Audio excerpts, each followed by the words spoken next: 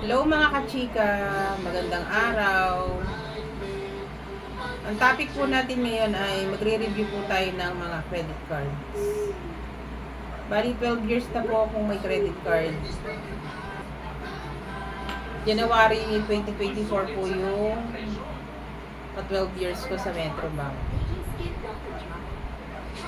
Reviewin po natin ang better to best na credit card.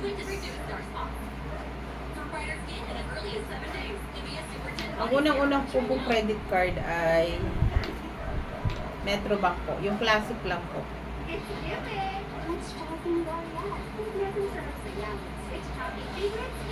Ito po siya. Ayan.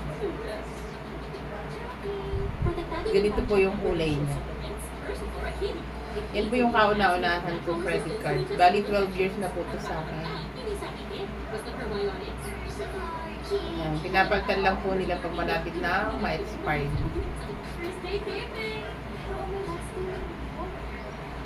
Pero unahin ko po muna yung best. Better po. Bago best. Basta yung first na Metrobank na credit card ko po ay Metrobank. 12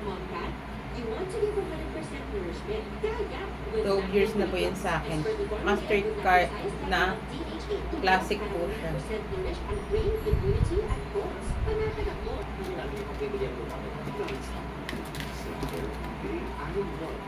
Ito po yung mga credit cards ko. Ayan. Ang itatopic po natin, based lang po sa na-experience ko po sa mga cards ko. Kaya yung mas ahead po sa akin ng mga na-experience po nila about credit cards. Comment na lang po kayo. Mas i-explain nyo po rin sa akin yung mga kung may mali ako or anything. Basta ito lang po may share ko ay base lang po sa aking mga na-experience ko. Kasi hindi pa naman po ako expert po talaga dito. Based lang po talaga siya sa mga experience ko. Ito po kasi yan, malapit na po siya ma-expired. 1 month na lang, kaya napalitan na po kagad siya ng bago. Mabilis naman po siya palitan. Yung last ko pong naging credit card ngayon na tumating sa akin ay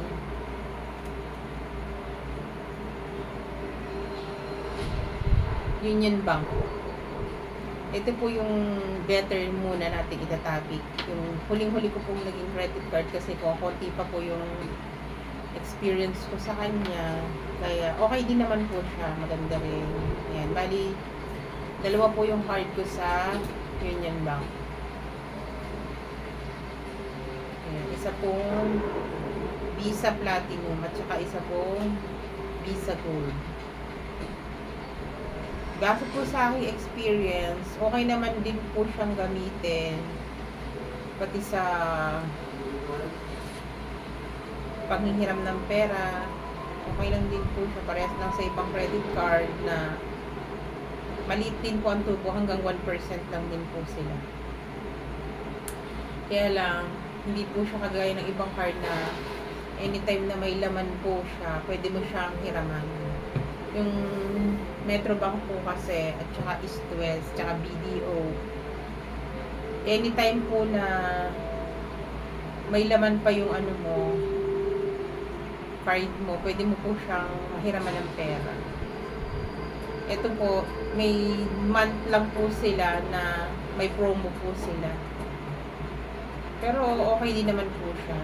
Sinishare ko lang. Yun. Hindi po siya every month na pwede mong hiraman ng pera kahit may laman pa po siya. Hindi mo siya basta-basta may hiraman ng pera. Pero sa paggamit naman po at saka sa mga benefits, okay naman po siya.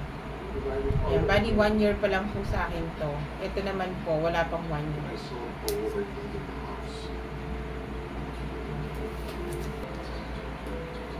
Ito po yung better din po siya credit card, Security Bank.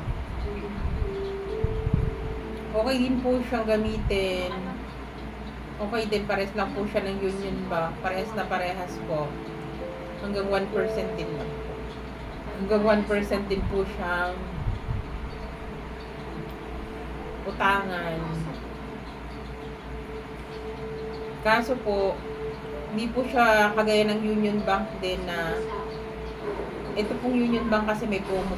Ito naman po, every 6 months na nanghiram ka po ng pera, tsaka pa lang po uli kayo pwedeng manghiram ng pera. Tapos po, 50% lang po dun sa laman ng card nyo ang pwede nyo mahiram.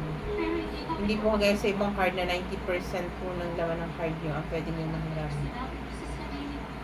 Ayan, 50% lang po ng laman ng card ang pwede nyo mahiram dito. Tapos, pwede po uli kayo manghiram after 6 months. Pero sa mga paggamit-gamit naman po ng mga card, sa mga pagkain, or anything, kung mamimil ano kayo, okay din naman po siyang gamitin.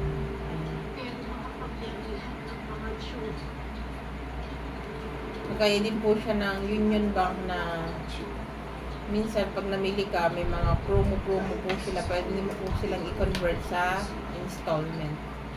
At saka pag sa mga mall, yun, may mga promo din naman po sila ng up to 6 months. Ito po yung una sa akin. Ayan. May ilang taon na rin po sa akin itong Security Bank na to. Visa Classic lang po siya, Mastercard. Ito po yung pinakaunang-una. Ito bago lang po to, yung Platinum po. 1 year lang po to. Ito po may mga 10 years na din po ito sa akin. Matagal na. Ang next naman po nating topic ay itong RCBC.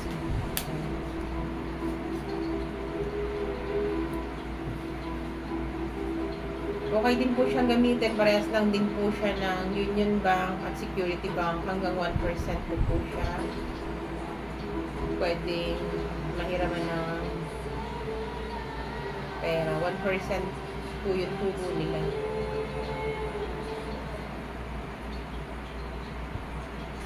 Matagal na din po sa akin to. Ito po yung una ko po sa RCBC. So, may mga 8 to 10 years na din po to sa akin. Sumunod po itong Visa. Ayan. Bago lang din po to sa akin, mga 2 years. Ito naman po, yung JCB ko po, 1 year na. Bali, 3 po yung card ko sa RCBC. Ang RCBC po, 50% din po ang laman ng card mo na pwede mo siyang mahiram. Tapos, hindi din po siya kagaya ng ibang card na basta may laman pwede mo na siyang mahiram na mahiram.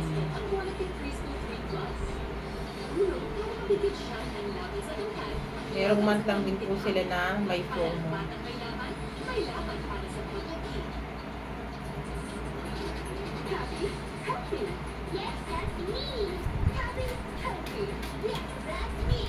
Sa annual fee naman po, pare-parehas lang din po siya ng price. Depende po kung Mastercard siya, Visa, or Platinum.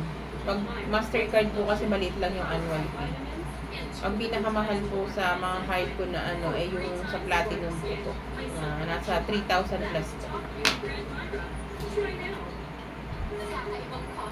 Ito po yung pangatlo ko po sa mga better na credit card.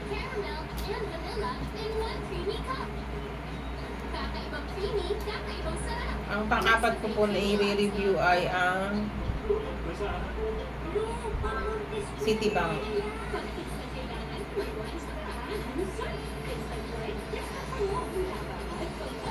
Meron po akong 3 credit card sa Citibank. Citi Simplicity, Citi Cashback, at Citi Rewards.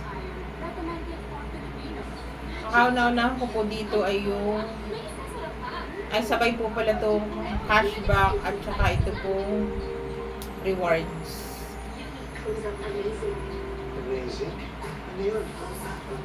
Yan, may 10 years na din po to sa akin. Itong Simplicity, bago lang din po to. Mga 1 year pa lang po to mahigit sa akin. Okay naman po siya. Pwede pong i-online yung panghihiram mo dito hanggat may laman po yung credit card mo. Tapos maliit lang din po yung tubo niya. Nasa 0.79 lang po. Kaya okay po. Kaya lang po ngayon, nabili na po siya ng Union Bank. Ang Citibank po, nabili na ng Union Bank. Kaya medyo may problema po sila sa online ngayon. Kaya kahit may laman po, mahirap po siyang tawagan. Mahirap na po siyang i-online. Tapos, mahirap din po palang makontakto pag tatawag ka sa phone. Ayan. Pati po itong Union Bank, mahirap pong tawagan pag sa phone. Pag bigla-bigla pong may problema, mahirap pong tawagan itong Union Bank sa phone. Sa experience ko po ewan ko lang po sa experience nyo. Kanya-kanya naman po tayo ng mga na-experience. Ito naman Security Bank, okay naman po siya pag tatawagan mo sa phone. Ito po.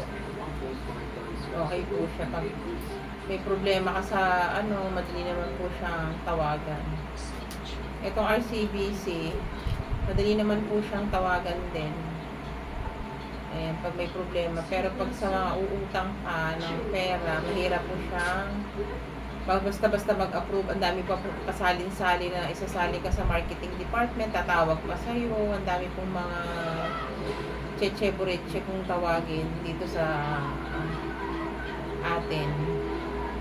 Ayan, mahirap. Ito, mahirap pong makontak kung mga una ko pong binanggit. Ito naman po, mahirap din po siyang tawagan pero may online. Kaya lang po, nung nabili po siya ng Union Bank, hindi ko po alam kung paano na po siya yung bago nilang proseso sa online. Kasi tinaray ko po yung online ko, hindi na po siya mabuksan. Wala pa po silang ini-email sa akin or tinetext na kung ano pag online, kung ano gagawin po dito. Kasi under na po siya ng Union Bank. Pero yung sa mga experience ko po naman, okay naman din po siya sa mga groceries or sa ano gagamitin. Okay naman din po siya. Ito naman po Security Bank pala, yung paglaki ng credit limit niya, hindi din po siya every year na laki. Pero pag in-increase naman po kayo, in-increase naman po kayo, medyo malaki po. Malaki po yung na-increase sa akin. Based din po dito sa RCBC, sa experience ko, hindi rin po siya every year nag-i-increase ng limit. Ayan. Pag nag-increase naman po, medyo malaki-laki din po. Parehas lang po ng Security Bank. Ganun din po itong Citibank, hindi din po siya every year nalaki ang credit limit. Ito naman pong PNB, yan, bago lang din po ito sa akin. Ayan, mga 3 years na po ito. Ayan. Ito po yung, okay naman po siyang hiraman din ng pera. Kaso, hindi po siya nalaki ang Mastercard lang po kasi siya. Ayan. Hindi po siya every year nalaki din ang credit limit. Tapos kung nag-i-increase naman po siya, sobrang liit lang. At maliit lang din po ang credit limit ko dito. Sobrang liit lang din po. Tapos sobrang liit lang din po silang mag-increase ng credit limit. Pero based naman po sa paggamit at saka sa panghihiram ng pera, okay din naman po hanggang 1% po sila. Minsan may mga promo. Lahat naman po ng card may mga promo na every month. Iba-iba nga lang po. Pero ito po, yan, bihirang-bihira po lumaki yung credit limit niya at bihira po mag-increase at yung bigay din po sa card ko ay napakaliit yung credit limit. Ito pong video po, ayan. Classic lang din, ay Visa po siya.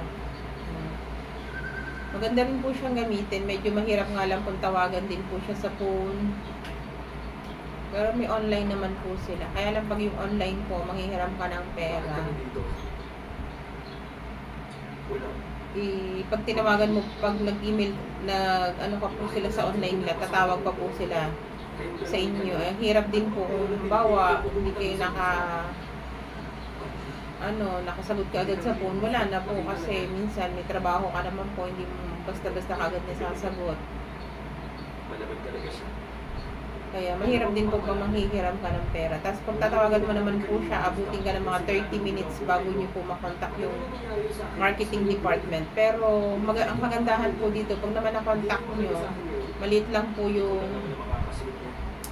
tubo ng ano dito ng pera. Hindi po sila nagwa 1% hanggang siguro 99 ang pinaka malaki, pero lagi po ako dito 7.79% lang po pag naghihiram ako ng pera. At saka anytime na may laman po naman yung card nyo, pwede nyo po siyang mahiram ng mahiram. At madali din po siyang gamitin sa mga groceries or kung saan mo po gustong gamitin. Okay naman din po sila, lalo po sa mga mall, lagi po sila mga promo. Ayan, maganda din po siya. Ang problema lang po nito ay sa kapag tatawagan po, kasi siguro sa dami din po nila mga customer, ayan, kaya umaabot po minsan ako ng mga 30 minutes pataas bago niyo po makontak kung sakasakali hihiram kayo ng pera. Tapos nga po pala sa increase po nito, hindi din po siya every year nag-i-increase ng credit limit.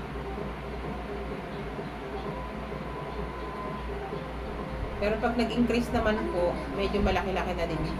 Ayan, matagal na rin po to sa akin. Ganun din po, mga 8 to 10 years na rin po siya. Renew lang po ng renew every 3 years.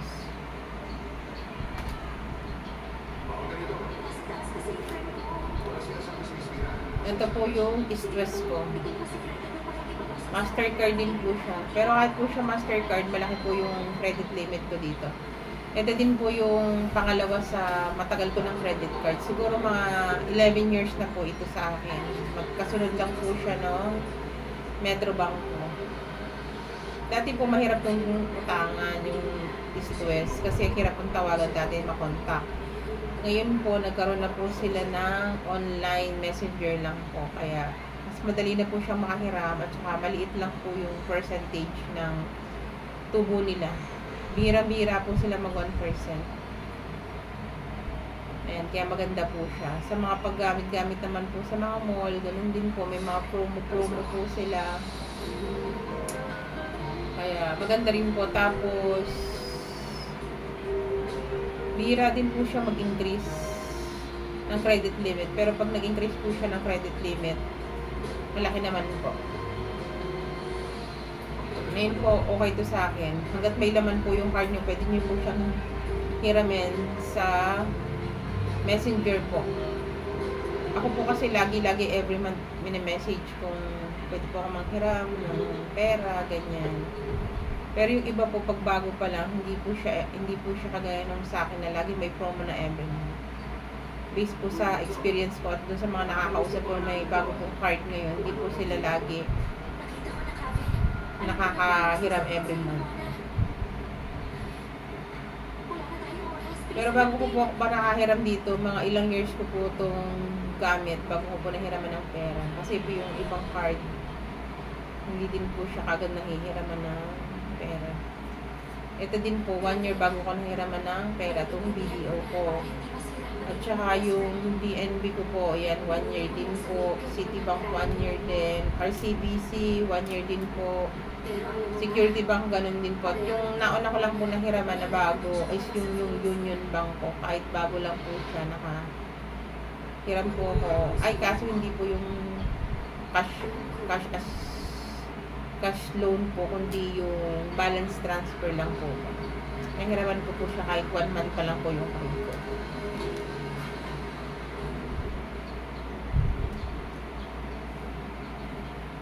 Ang next ko pong i-review ay itong BPI. Matagal na rin po sa akin itong BPI. Bali may dalawa po akong card. Isa pong classic at isa pong cashback. Amore cashback. Ito po yung unang-una kong BPI. Yan, may 10 years na din po to sa akin. Ito bago lang po, 1 year lang. Okay na naman din po, pero bira lang din po siya mag-increase ng limit. Mas maliit lang din po siya magbigay ng credit limit.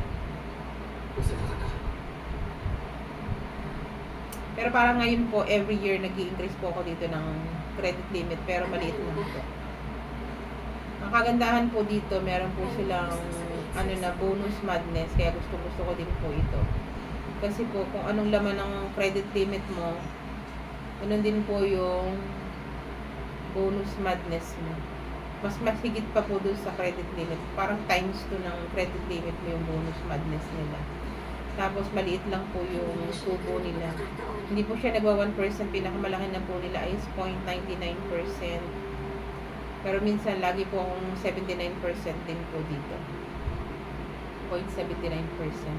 Tapos po as long as may laman din po yung card nyo, pwede nyo po din siyang hiraman ng hiraman.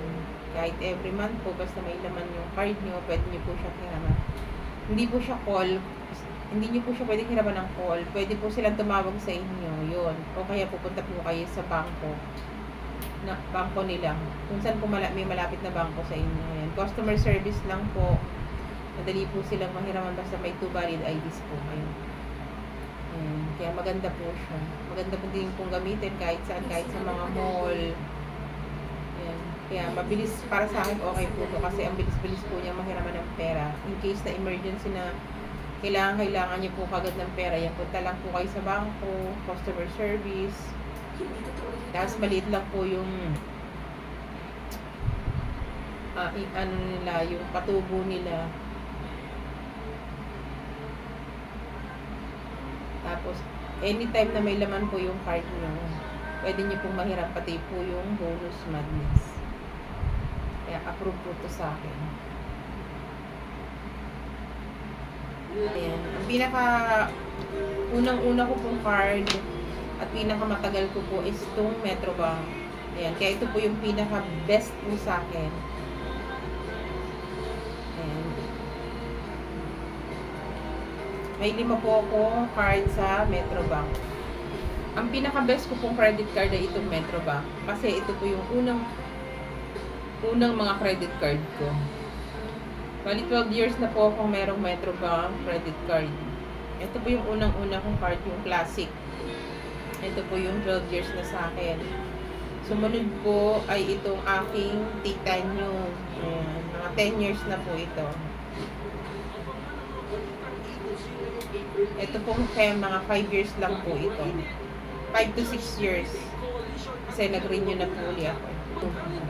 Ayan, magasunod lang po ito.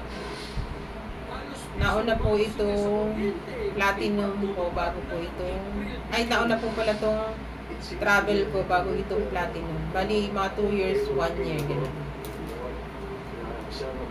Ang Metrobank po, kahit kakabigay lang po ng card nyo, kaka-active nyo lang po, pwede nyo na po siya mahiraman ng pera. Cash to go po ang tawag doon.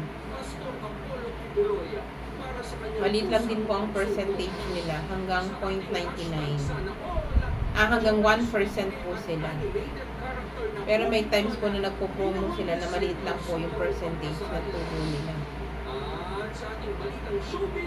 Ang pangit lang po dito ay hindi po siya lagi every year nag-i-increase. Pero pag nag-increase naman po, okay naman po siya. Pero ito po yung pinaka-best sa akin kasi mas mabilis po siyang mahiraman at saka mabilis po siya sa online, mabilis po siyang mahiraman sa online. Safe po kayo kasi may mga password, may mga pin na hindi po maano ng iba na ipapadala sa'yo. Pero lahat naman po yung mga safe kayo kasi may mga pin na po sila. Hindi po kagaya dati na wala pong mga pin-pin. Kasi sa East West po na nakawan po ako dyan ng 12,000 nung wala pong mga pin-pin pa. Eh nag-improve na po lahat ng card ngayon na may mga pin na po na ipapadala sa'yo. Pin number para hindi po masigurado po na ikaw po talaga yung gumagamit po no card. Doon po sa number mo po yun magte-text. Madali din po ito sa email at saka tawagan. Pag tinawagan mo po ang Metrobank, mabilis po siya. Mabilis po sumagot, mabilis mo po siyang makausap, yung mga staff po nila, yung mga nag-a-assist po or naka-assign po sa Metrobank sa phone. Ayan. Mga customer service po nila, okay naman po yung sa customer service nila. Mabilis po siya matawagan, hindi po kagaya sa ibang bangko na halos maubos na yung oras mo, wala ang hirap ang tawagan. Ito po kahit marami po silang customer, ang bilis-bilis po nilang sumagot. Madalis po sila makausap. Pati sa online, okay po yung online nila. Improve po yung online banking nila at saka po yung tawagan po ninyo yung customer service, okay na okay po. Kaya the best po talaga sa akin tong Metro Bank. Tapos as long as may laman po yung card nyo, pwede nyo po siyang hiraman ng pera. Madali din po siya sa mga mall or kainan gamitin. Lagi din po silang may promo. Kaya based lang po to sa experience ko, kaya yung sinasabi ko hindi ko po kung anong experience nyo, pero ito po yung na-experience ko base po sa aking mga cards na meron po akong cards. Ayan lang po. At sa mga yung kung may mali po akong review or anything, ito po ay base lang po sa na-experience ko.